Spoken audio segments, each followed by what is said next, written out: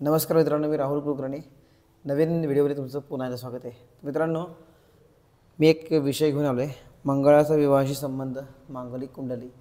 मंगळाचा विवाहाशी संबंध हा एक मुद्दा महत्त्वाचा आणि मांगलिक कुंडली. बऱ्याच लोकांच्या पत्रिकेत मंगळ असतो आणि त्यामुळे मग लोक पत्रिका पाहताना जास्ती वेळा असं म्हणतात, मंगळ आहे जमल का, मंगळ आहे जमल का.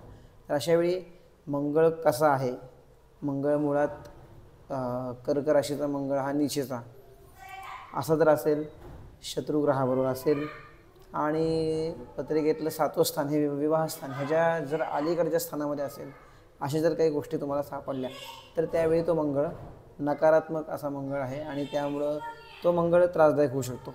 किंवा मंगळ 7म स्थानामध्ये आहे पत्रिकेतला तर तो नकारात्मक मंगळ असं म्हटलं जातं. पण तो बलवान असेल, मकरेचा मंगळ हा बलवान असतो, पण मकर राशीचा मंगळसुद्धा शनीच्या राशीचा मंगळ आला आणि तो जर 7मात असेल तरी ती पत्रिका तो मंगळ त्रासदायक असतो. अशावेळी त्या लोकांमध्ये क्लेश भरपूर होतात. त्यामुळं त्या गोष्टींसाठी काय करायला पाहिजे, एक तर मी सांगेल उपाय हे त्याकरता केले जातात जेणेकरून तो त्रास कमी व्हावा. उपाय कोणते, तर मंगळाचा जप करावा 10,000, चौपट करावा 40,000, त्याच्या 10 पट हवन करावं आणि किंवा मंगळाचं रत्न असतं कवळं, त्रिकोणी रत्न असतं कवळं, ते धारण करावं. अशा बऱ्याच गोष्टी आहेत. परंतु मंगळाचा विवाहाशी संबंध कसा येतो, मंगळ जर अशुभ असेल तर तो संबंध नकारात्मक आहे. मंगळ जर शत्रुग्रहाबरोबर असेल तर तो संबंध मंगळाचा खराब असतो. त्यामुळे ती पत्रिका इतर दुसऱ्या पत्रिकेवर मॅच होत नाही किंवा झाली तरी विवाह होऊन विवाह मोडणे, घटस्फोट होणे अशा ज्या गोष्टी आहेत त्या आपल्याला पाहायला मिळतात.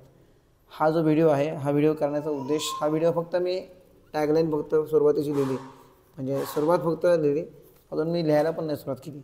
पण लिहायच्या आधीच माझ्या डोक्यात ह्या गोष्टी होत्या, म्हणून ह्या गोष्टी तुम्हाला सांगतो की मंगळ जर पत्रिकेतला खराब असेल तर गणपतीची उपासना करावी. गणपती हा मंगळाचा त्रास कमी करतो.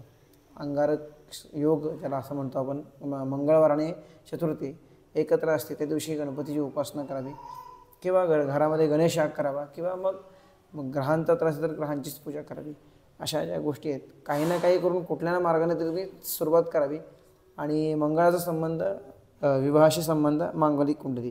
तर मांगलिक कुंडली मंगळ पत्रिकेतला 1ल्या, 4थ्या, 7व्या, 8व्या आणि 12व्या स्थानामध्ये असतात ही मांगलिक कुंडली. त्यातही तो मंगळ खराब असेल तर ती दूषित कुंडली, मंगळापासून झालेली असं असतं. तर अशा मंगळाची उपासना केली तर त्याचा निश्चित फायदा होऊ शकतो. बाकी अधिक माहिती करता कॉल करू शकता. धन्यवाद.